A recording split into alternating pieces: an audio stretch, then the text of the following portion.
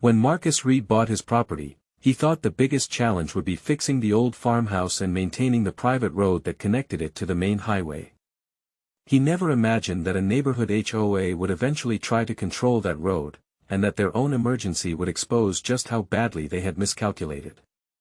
It started with one furious HOA board member demanding that Marcus close his private gate because she believed the road was somehow a shared inconvenience. Marcus refused, legally and calmly, but Karen wasn't interested in hearing the facts. She pushed harder, convinced her authority extended far beyond the HOA's boundaries. Bro, hearing this already felt like the kind of situation where someone is about to learn a very expensive lesson. But nobody, including Marcus, could have predicted what happened when an ambulance responding to an emergency suddenly found itself trapped on the wrong side of that same gate. Marcus Reed had lived on his property for almost 7 years before the trouble started. His land sat just outside a rapidly growing suburban development, and the old farmhouse was separated from the main road by a narrow stretch of pavement that crossed entirely through Marcus's property. The road had existed for decades, long before the new houses appeared, and Marcus maintained it himself. He paid for the repairs, cleared fallen branches, handled drainage problems, and kept the metal gate at the entrance because the road was private. To Marcus, it was simple. His land, his maintenance, his gate. The new HOA, however, seemed to have a completely different understanding of the situation. At first, the complaints were small. Residents wanted Marcus to leave the gate open during the daytime because they thought it looked unfriendly. Then they complained about delivery drivers having to stop and wait. Marcus ignored most of it because he figured people would eventually get used to the arrangement. But one afternoon, everything changed when an HOA board member named Karen Whitmore appeared at his property with a folder full of printed documents and the confidence of someone who had already decided she was right. Karen told Marcus, through the unmistakable force of her body language and written demands, that the gate needed to remain open because the road was supposedly important to the surrounding neighborhood. Marcus reviewed the documents carefully and discovered something Karen apparently had not bothered to understand. The HOA had no ownership interest in his road. There was no agreement giving the neighborhood unrestricted access, and there was no rule allowing the HOA to dictate how Marcus controlled his private property. Bro, this was the moment where I started thinking Karen had picked the absolute wrong person to push around. Marcus responded politely. He explained that emergency vehicles could still access the property when necessary, provided proper arrangements were made, and he even offered to give local emergency services the access information they needed. He thought that would end the argument. Instead, it seemed to make Karen even more determined. Over the next few weeks, the HOA began sending increasingly aggressive notices. Marcus received warnings about supposed violations that had nothing to do with his actual property. One letter complained about the appearance of the gate. Another suggested that keeping it closed could create a safety issue for residents. A third implied that Marcus was interfering with the community's access rights. That last accusation finally pushed Marcus to investigate everything formally. He pulled out the original property records, reviewed the road easement, checked the county documents, and spoke with a property attorney. The answer was crystal clear: the road was private, and the HOA had no authority to order Marcus to remove or permanently open his gate. Marcus sent the HOA a formal response explaining the situation and attaching the relevant documentation. He expected the matter to end there. It didn't. Karen apparently saw Marcus's refusal as a personal challenge. Instead of backing down, she began telling other residents that Marcus was being unreasonable and putting the entire neighborhood at risk. Soon, people who had never spoken to Marcus were treating him like he was deliberately blocking their community. Then came the warning that changed the entire situation.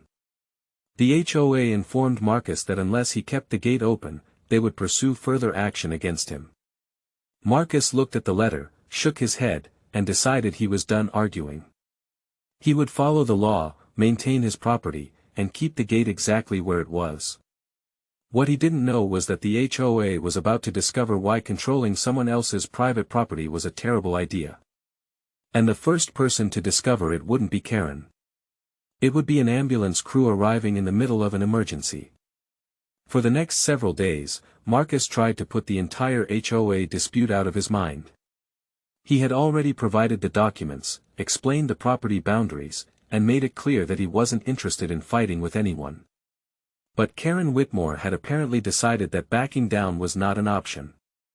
Instead, she started turning the issue into a neighborhood campaign. Marcus began hearing that residents were being told the private gate was dangerous, that emergency vehicles supposedly couldn't reach the neighborhood, and that Marcus was intentionally creating a safety hazard. None of those claims were supported by the property records, but that didn't seem to matter anymore.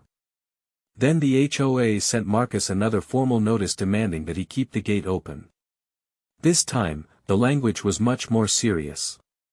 The board warned that continued refusal could lead to enforcement action and additional expenses. For Marcus read it twice before putting it down. Bro, this was getting ridiculous. They weren't just asking anymore, they were acting like a private organization had somehow become the government of Marcus's property.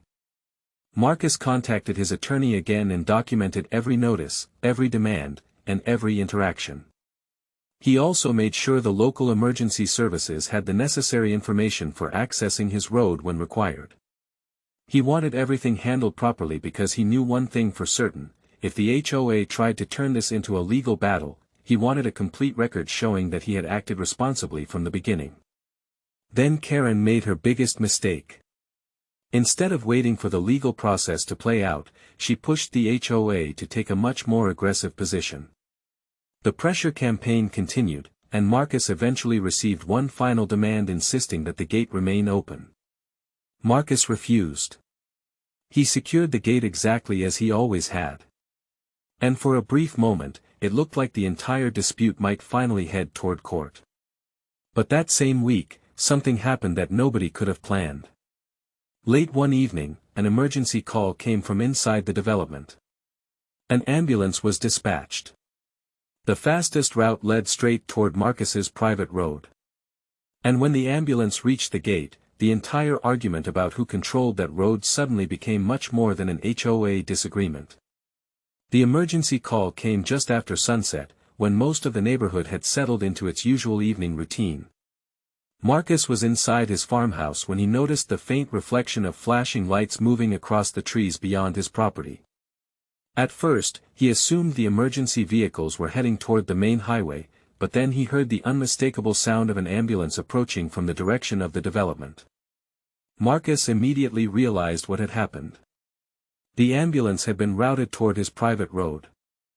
Under normal circumstances, this would not have been a problem. Marcus had already made arrangements for emergency access, and the gate could be opened when proper emergency procedures were followed. But that evening, something had gone wrong.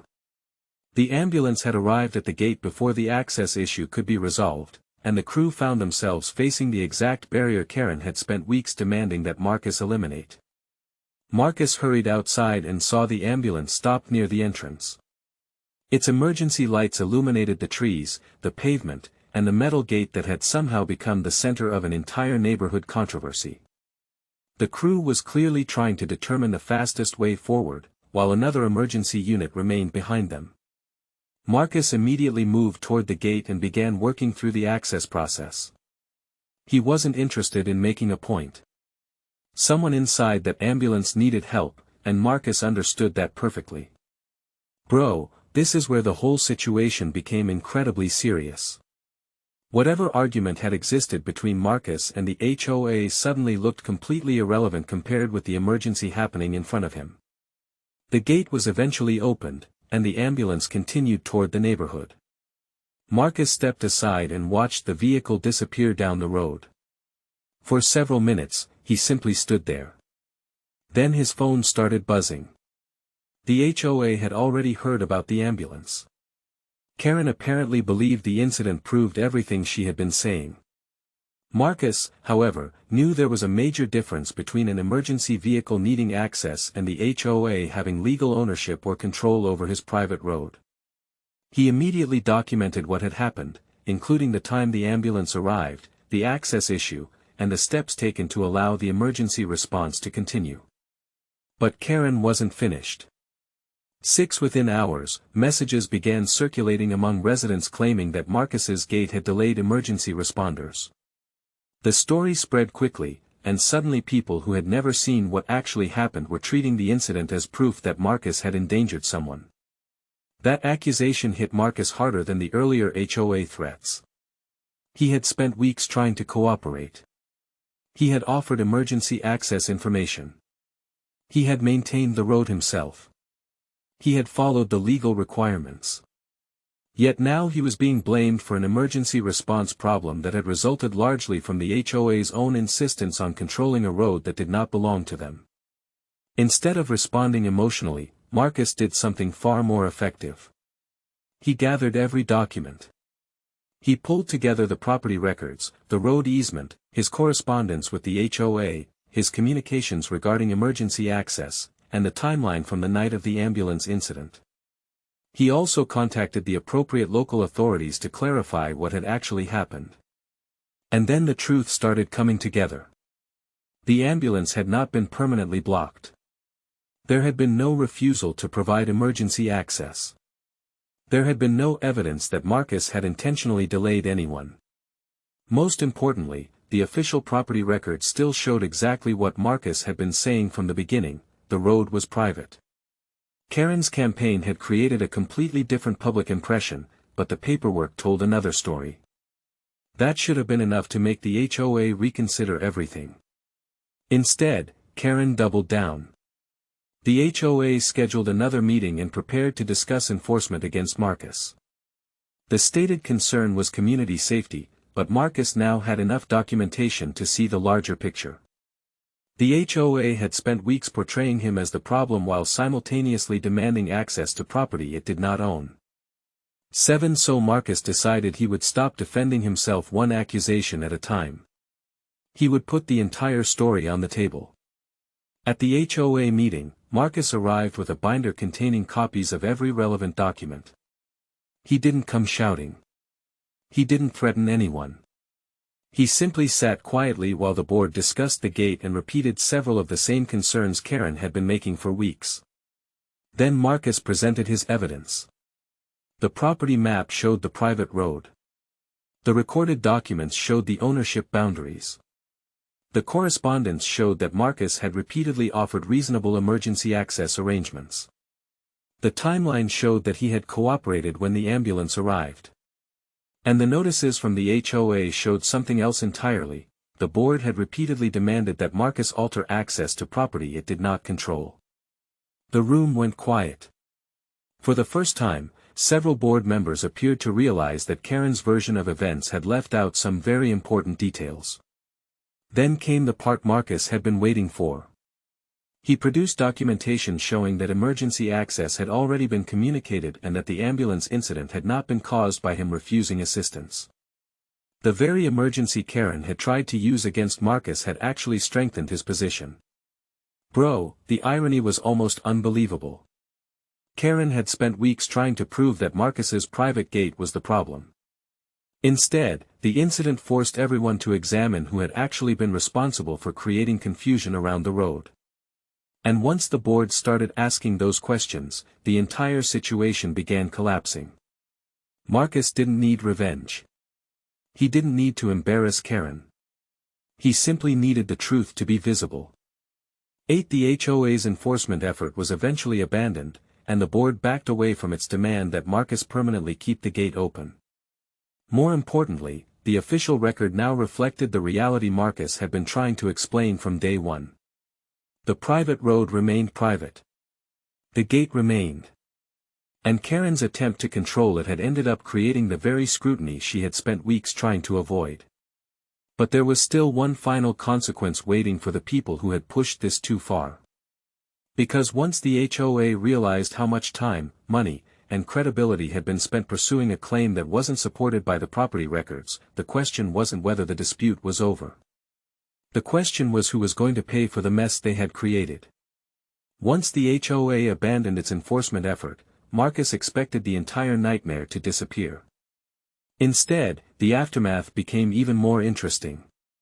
The board had spent weeks treating his private road like a community asset, and now they had to explain why they had spent association resources pursuing an issue that their own records could not support. Residents who had believed Karen's version of events began asking questions, and those questions quickly turned uncomfortable. They wanted to know why the HOA had ignored Marcus's documentation, why the emergency access issue had been presented so dramatically, and why the board had continued escalating after Marcus had already provided proof that the road was private. Marcus stayed out of the gossip. He had learned that the strongest position was sometimes simply letting the evidence speak for itself. He kept every document, every notice, and every communication organized. His attorney reviewed the situation and helped ensure that Marcus's rights were properly protected. At the same time, local officials clarified the emergency access procedures so there would be no confusion in the future. Marcus even made practical improvements to the gate system, making emergency access faster and easier without surrendering control of his property. That part mattered because Marcus wasn't interested in punishing emergency responders for a disagreement they had nothing to do with. The ambulance crew had simply been doing their job.